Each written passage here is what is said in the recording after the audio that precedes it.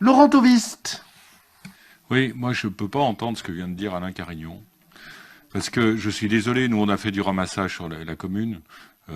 On a regardé aussi ce qui se passait devant les déchetteries, c'est des frigos abandonnés, enfin, je veux dire, ce qui est abandonné, les gens, ils pourraient parfaitement... Je nie pas, et nous-mêmes d'ailleurs, et le vice-président le sait, le président aussi, on a un problème sur la déchetterie de Fontaine qu'il faudra améliorer, mais ça n'est en aucun cas une excuse pour aller balancer ces déchets dans la rue.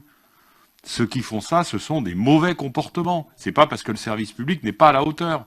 Le service public, il est à la hauteur. Il peut certainement être amélioré. Il doit certainement être amélioré. Ce que dit Christophe Reville, c'est pour pallier aux incivilités.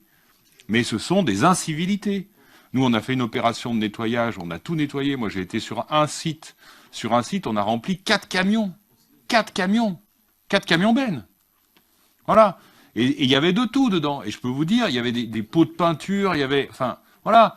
Alors, il y a effectivement des artisans aussi qui déposent, mais c'est pas parce qu'on leur fait payer la déchetterie. D'abord, c'est normal qu'on leur fasse payer la déchetterie. Parce que je rappelle que quand vous faites des travaux, c'est vous qui payez. Parce que c'est sur les factures, l'enlèvement.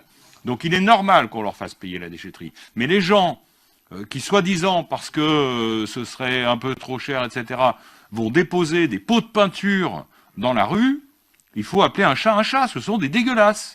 Et ce sont des délinquants. Et je ne sais pas qui c'est qui l'a dit, à un moment donné, ça a été dit, je crois, dans le débat, il faut, je crois que c'est Christophe qui l'a dit, il faut les sanctionner durement.